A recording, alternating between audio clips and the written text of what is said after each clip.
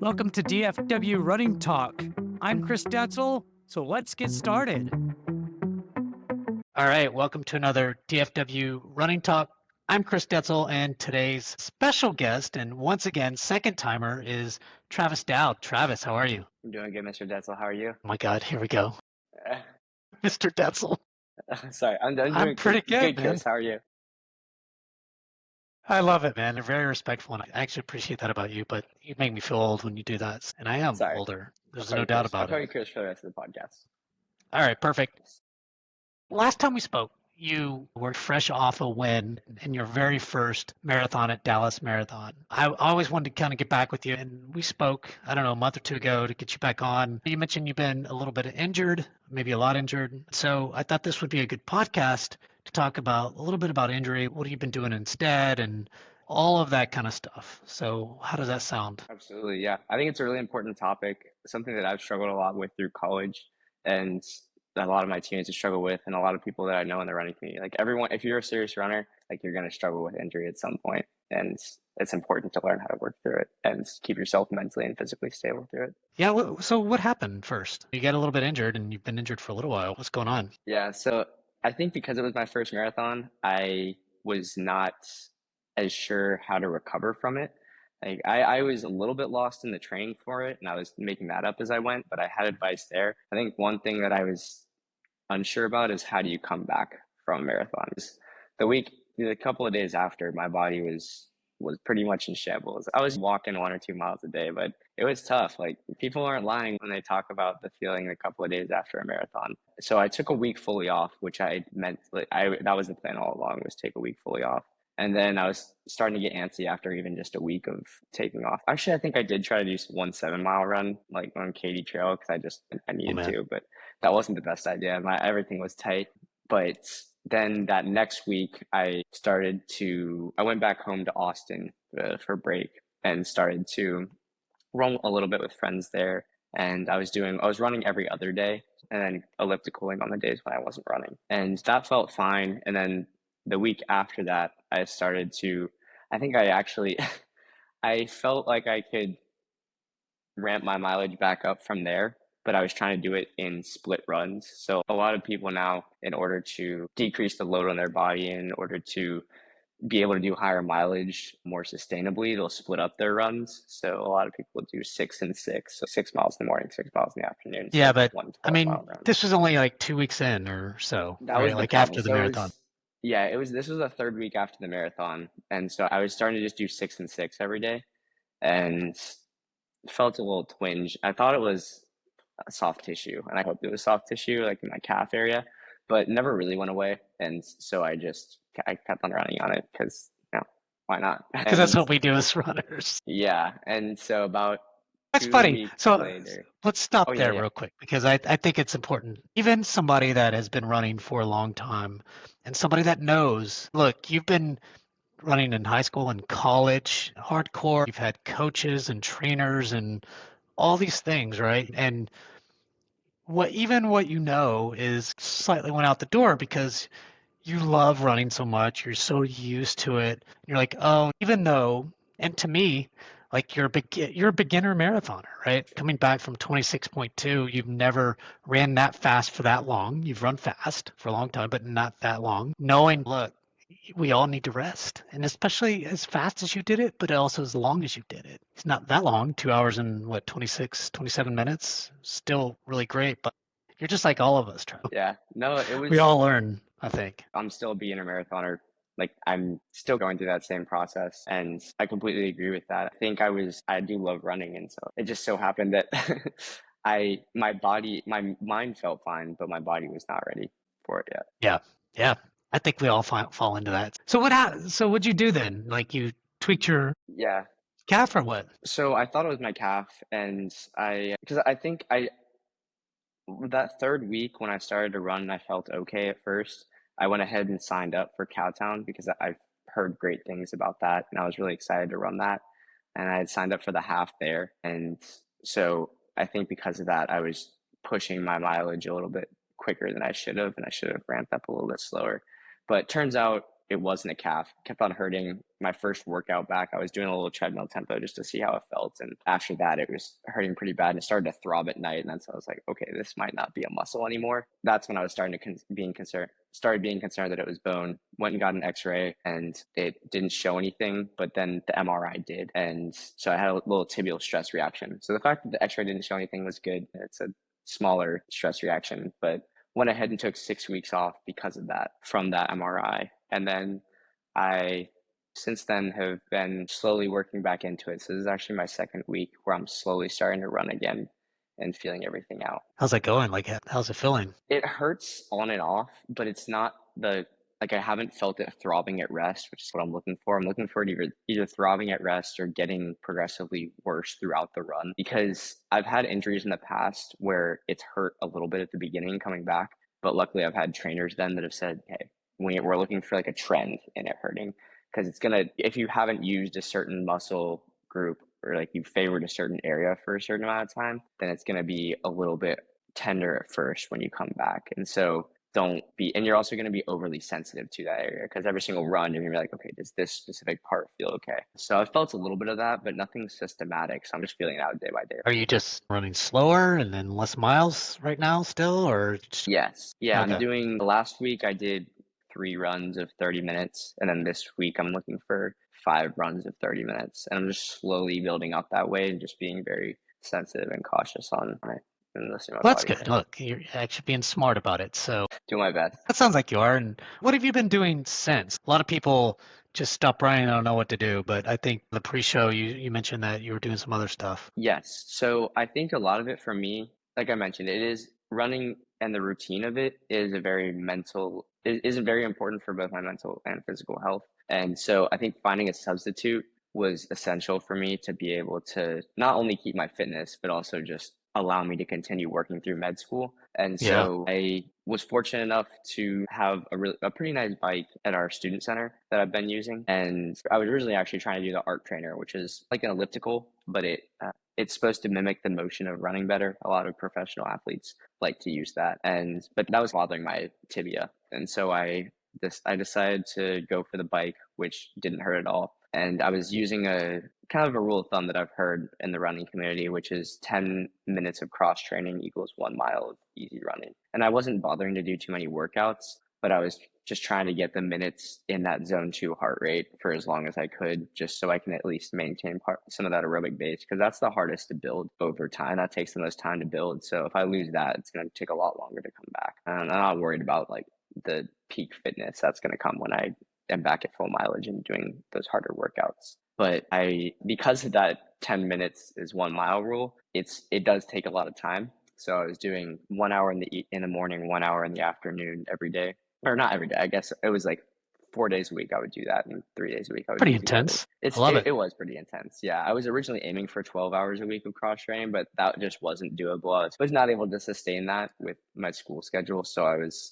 I brought it down to 10 hours a week. So I'm basically trying to stay at, if you use that rule, roughly 60 miles a week of just that base training. I guess you were saying like it's 10 minutes per mile, like when you train, but how fast were you running your miles in the first place at a slow pace? A lot of my zone 2 mileage is depending on the day, like 7 to 7:15 pace, 7 minutes to 7:15 pace. But here I'm just looking at that heart rate. So I just have my Garmin on and I'm just making sure I stay around 140 to 150 heart rate. So for your 30-minute runs that you've been doing lately, how fast are you running those? Or is it a little bit slower than you normally would? Or They've been a little bit slower. I've had the privilege of being able to run with friends that kind of make sure that I stay slower, because if I run by myself, then I just kind of get lost in my own thoughts, go too fast. I'm not in zone 2 anymore. But when I'm running with friends and talking, like, it's a lot more enjoyable too. And I think it varies anywhere from 7 to 8 minute pace now, okay. but I'm just kind of feeling it out.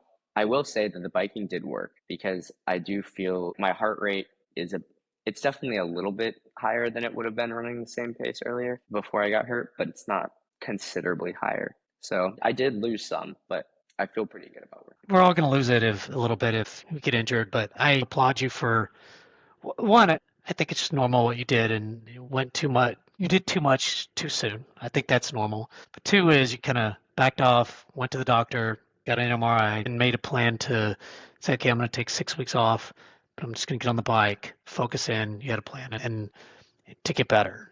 Sounds like you still have a little bit of pain. We'll see what happens in the future. Do you think so? When you look at future wise, are you thinking of a race in a few months or longer, or what's your thinking around that? Originally, my plan was to do Grandma's Marathon in June. Uh, That's kind of what I had my sights set on. But for me, when I have a marathon on the books like that, that's that soon, I tend to push my recovery too quickly and prioritize getting fit for the race over getting healthy. And so I recently pulled out of that one officially just because I did not want to get in the way of my own recovery. And so right now I'm just focusing on getting healthy as quickly as possible, but in a safe manner, obviously, not Love rushing it it. in any way. It's not easy, I'm sure. It's tough. It's tough, but it does become a lot easier when I am not thinking about something that I need to train for. So right now my big picture goal is Houston 2026. I'm Okay. looking at that as the marathon that I really think I can run fast at.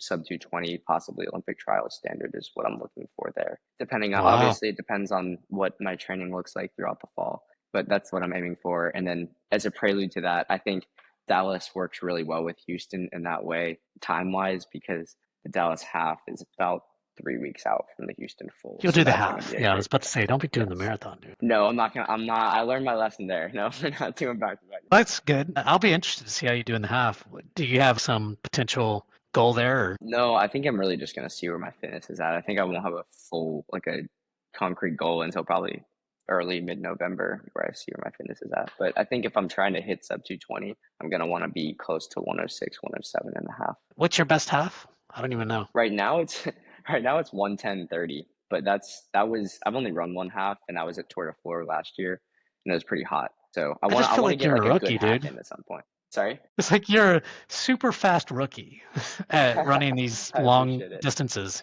Yes. It's It's been crazy. fun. It's been fun to figure out. Yeah. Yeah. There's 5Ks and 10Ks out there, so I'm surprised that you're not thinking about some of those. I'm sure you're still at a 15 something once you get better kind of condition there and feel better. Yes. Honestly, originally my race plan before I got hurt, I was starting to make it after Dallas.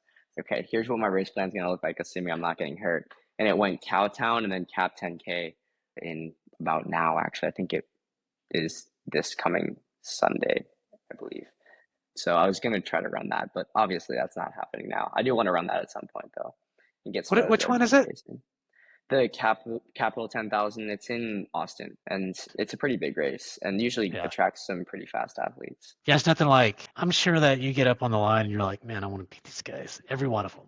You know, Yeah, you have a chance in general. yeah. If I'm not fully fit, I'm not going to enter myself in a race because I don't.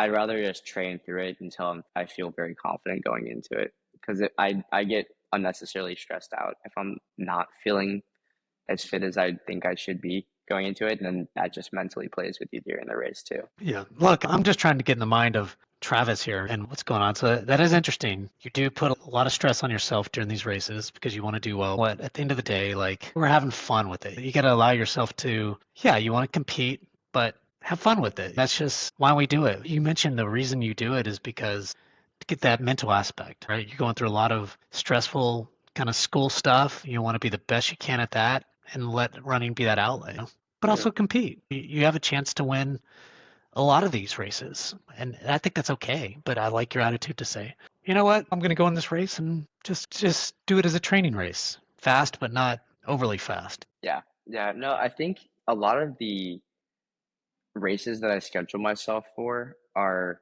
I'm a very competitive person and I kind of channel that a lot of that into running so that doesn't show in other parts of my life where it doesn't need to be showing. I Smart. yeah, so I also use those races as just a way to focus my training because I think that like you said the training is the main part that allows me to stay mentally stable and regimented my schedule day to day. And that's what I'm really trying to get out of this. But at the end of the day, having races to look forward to really make that Yeah. training meaningful. You could unleash that competitive spirit every now and then. Why wouldn't you? Like, even I'll go in hoping to, when I'm racing, I want to do my best. I'm going to try to get a PR. Now, am I upset? Not necessarily anymore. I used to. Because as you get older, you're like, I do this just for the fitness and the community and things like that. But I still want to do well. If I see somebody that generally beats me, but I'm close to beating them, I want to beat them. Like that's just the way it is. And if you have a chance to get up on the line, you're probably going to want to win or at least beat somebody you could potentially beat. I talked to, do you know his name? I forgot his name. Do you run with Completely Sloth? Yes, I do. Okay. Do you know Matt Campbell? Oh, yes, yes, I do. Yeah. He's awesome. We were talking about it on one of these podcasts. It's, look, if you do well, I hope you do well, but I still want to beat you. And if I don't, it's okay. I'm glad you had a great race, kind of thing. No, I think running with him is great too. He has a very similar mindset to me, I think, and I'm still learning a lot from him in terms of being a competitive racer and also a practicing physician. It's a tough balance, and Yeah, I'm not there that's yet, right. but I'm learning. I I think doing workouts with him, I've done quite a few workouts with him, and it is a really great mindset in terms of it's a healthy competition always in workouts. It's always, I'm going to try to hang with you and I want to beat you in this workout. But at the end of the day, we're just trying to push each other through each workout because it is a lot less fun to do a workout like that, like a 10-mile That's tempo right. or something like that alone. And then on race day, obviously all bets are off. But then as soon as you cross the finish line, like the endorphins and stuff after the race, like the cool downs with other competitors, it's great. I love it. That's one of my favorite parts of the sport for sure. That's awesome. Are you thinking of like maybe in the summer doing a 5K, 10K or anything like just a race that's close by or something? Or I'm sure I'll do a couple of those because I'll be here over the summer and hopefully I'm hitting pretty high mileage over the summer and just being very consistent in that. That's the goal. And I think I'm not good at scheduling races for farther out. I think I need to get in the habit of that because for marathons you can't say, oh yeah, I just want to run a marathon a month. No, that's already sold out.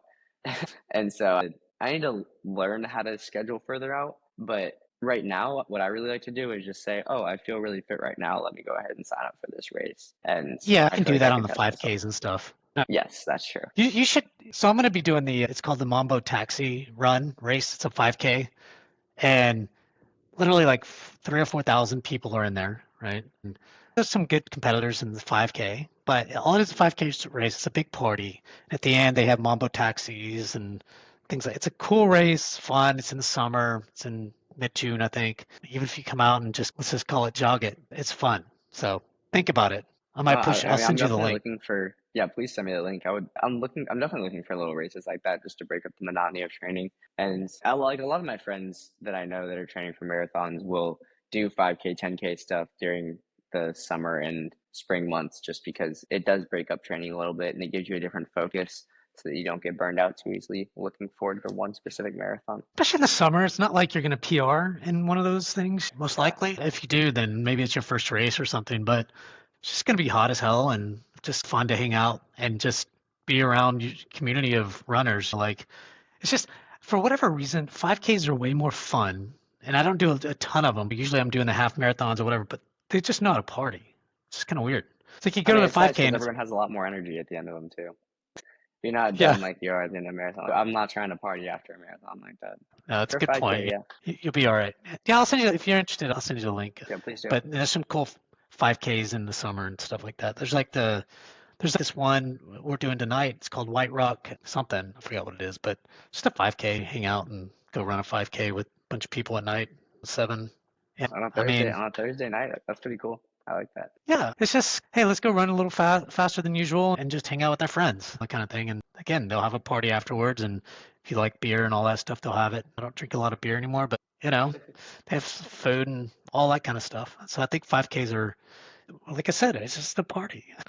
So you're kind of getting back on track, hopefully. And it sounds like there's some progress. So that's exciting. And you're thinking about a race, full marathon next year in Houston. Love Houston, by the way. You've never run anything in Houston, right? Or marathon half? I ran there in college, but I haven't run any races. So I'm Okay. very familiar with the course. I've volunteered a couple of times for the marathon, but I never actually Okay. competed in it myself. That'd be fun. Can't wait to I'm looking forward see to how it. you do there. I know Brent Woodall did he run the half or full? I forget, the full. He was trying to, because he just turned 40, and he was trying to think about how close can he get to Masters. So he did okay, but we'll see. Are you That's a going to good course to Boston do it next for year? sure.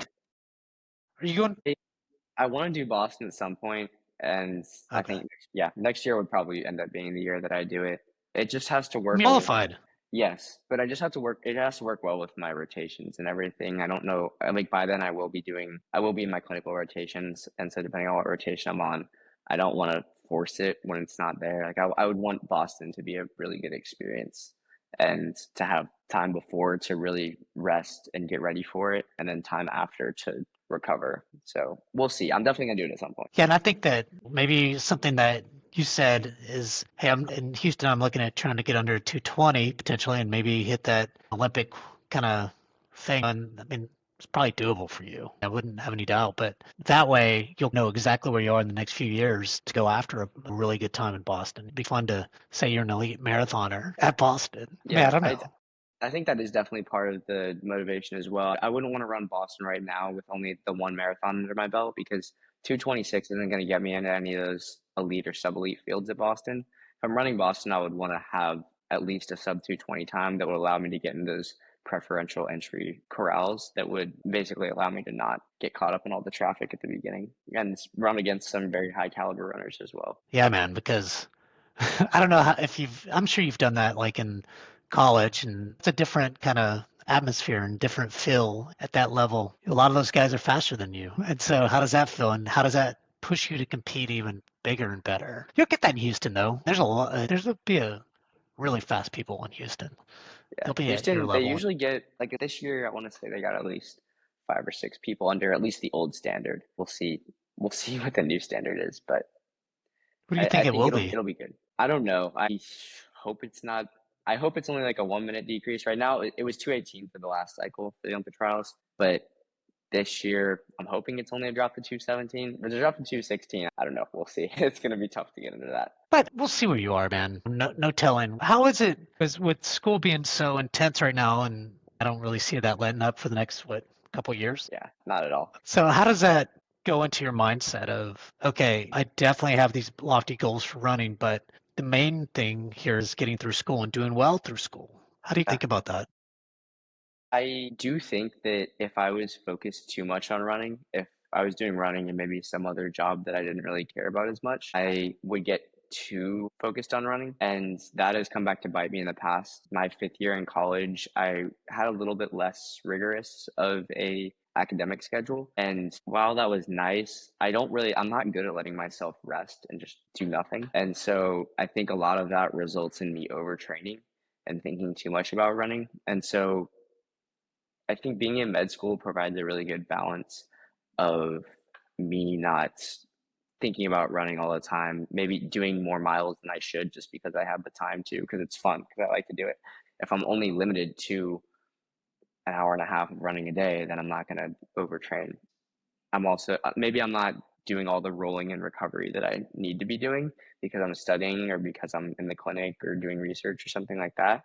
But it's things that I'm passionate about and that get my mind off of it off of running for a little bit so that I am able to come back to it a little bit more refreshed. And so I think they complement each other really nicely in that way. You mentioned you got away to San Diego during our pre-show. What do you Yeah. do for fun? What's the Oh, it was great.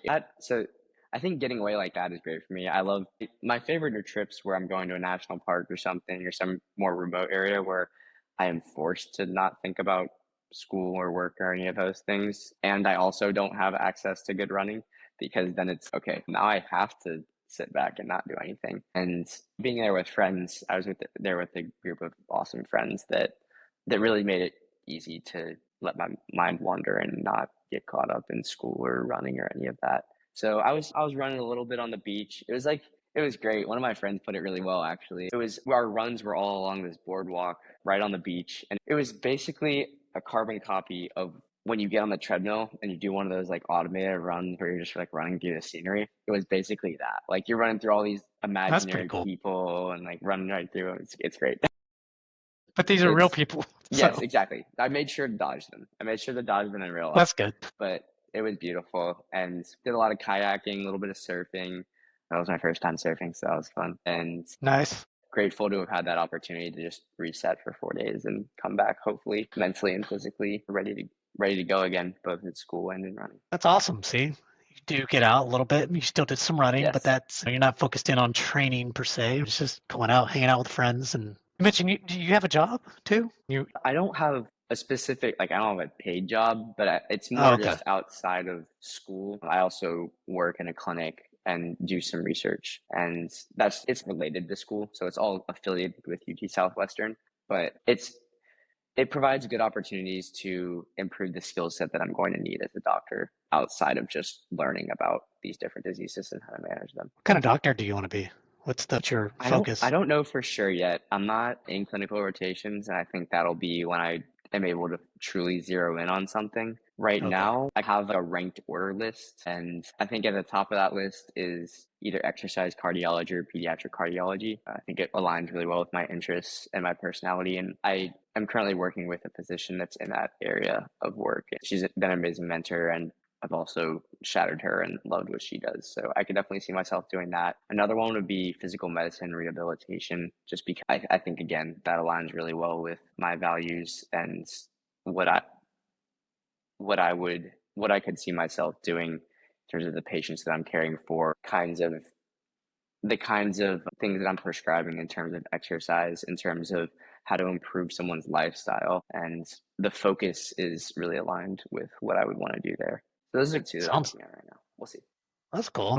When do you hope to make that decision? Like a year from now, or? Fortunately, we don't have to make the decision for sure until we're applying for our residency, which would be in my honestly, I don't know the exact timeline. And that's something for further down the road. Right now, we're just focused on Just got passing to get step through it. one, which is basically like the first of our board exams. But I believe it would be end of third year, beginning of fourth year would be when I want to have cemented that. And so that's going to be 2027 is going to be when I'm. So I have some time. I have some Yeah, you have time. Look, you've got a lot to learn, and you're learning, and you'll figure it out just as everybody else does. But now I was just curious because I don't know how all that goes. So basically, you have a couple more years of school, and then you go into residency. Is that, or and Yes, then sir. So I'm that's in my what, a couple first more year years? now, and then we have clinical rotations through our second and third years. And then fourth Okay. year, you can either do away rotations or elective rotations where that would be the ideal situation is you, after the end of your prescribed rotations or required core rotations that everyone does, you have an idea of what you want to do, and then you explore that more by doing rotations at other institutions in that specific area, or you're taking electives or clinical courses where you're doing more work in that area to make sure that's what you want to do as you apply to residency in that fourth year, and then hopefully match to a residency at the end of your fourth year. Cool. Do you plan on, like, and I know we're not talking about running per se, it's okay. Do you plan on staying in Dallas, or is it wherever it takes you? I don't Austin, know. whatever. It's definitely wherever it takes me.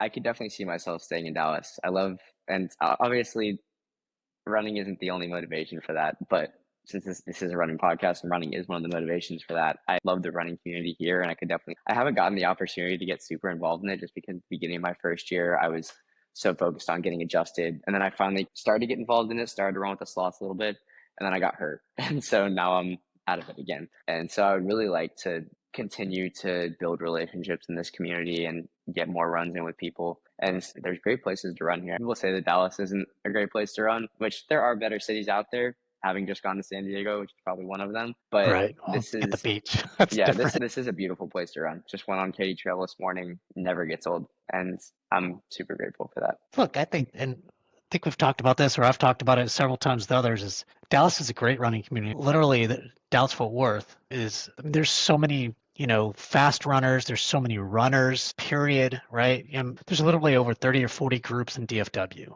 Groups. People that are running with 10, 20, 30, 80 people at a time. It's insane. And that was one of my reasons for doing this podcast is bringing people like you on that are winners, but mainly it's, hey, running is a lifestyle and we care about our health. We care about those kinds of things. And to me, it's one of the things that you can do that is a very healthy thing. Yes, we run into injuries. Maybe we go too far sometimes with doing too much, kind of like you mentioned, but you're not the only one, right? We all do it. I see like these new runners get on and run, they're training for a marathon, and all of a sudden they're doing 7 marathons in 1 year. And I'm like, are you insane? I don't care how slow or whatever you're running that thing, it's just going to end badly. But we have to learn. We all get excited about these things, and it's okay. But to say all that, I agree with you. DFW is awesome for the running community. And that's why we do that. That's why I'm doing this, is to bring out people like you to do it. And such interesting stories. Look at you, like you're going through school, you're going to be a doctor at some point, going through the struggles and fun and things like that, going on these nice trips. You're still trying to figure out the running piece. We all have our opportunities and times in our lives of why we run. So I appreciate you telling your story again in a different Yeah, way. no, I appreciate you doing this podcast too, because I completely agree. I think it's important to hear the different perspectives. And honestly, just listening to your podcast, I've found people in the running community. I was like, dang, I didn't know they existed. I really want to get around with them sometime. So Yeah. definitely things to look forward to and a lot of people to meet still. Super excited for that. There's always people to meet, man. Like one of the reasons I did this was because I wanted to meet people like you that I would probably never get a chance to run with because speeds are different or whatever. But we should do it. Probably more like 8 minute paces, and that's fairly fast for me just to do a long run. But still, I would love to. But I think that the point is we're going to do it together, and I get to talk to people like you that are doing amazing things and that I wouldn't get to necessarily talk to if I weren't going to reach out to you to do this stuff. Thank you for your time. Appreciate it. Did I miss anything? Did you want to bring anything up that I completely missed? No, I don't think so. Just hoping that I can continue to progress in the right direction. Who knows? You might look at my Strava in a You will. couple weeks and I'm flatlining again at zero, but we'll see. Fingers crossed that doesn't happen. You know, the beauty about running is that unfortunately we get injured, but you'll be back. You've got the mindset. One way or another, you'll be smart. And that's the key is just be smart, listen to the body, stop whenever you got to stop or slow down, whatever. That's really the thing. Thanks everyone for tuning in to another DFW Running Talk. I'm Chris Detzel. Don't forget to rate and review us. Travis, thanks again for coming on. Really do appreciate it. Sarah, thank you, Chris, for having me. It was a pleasure. All right.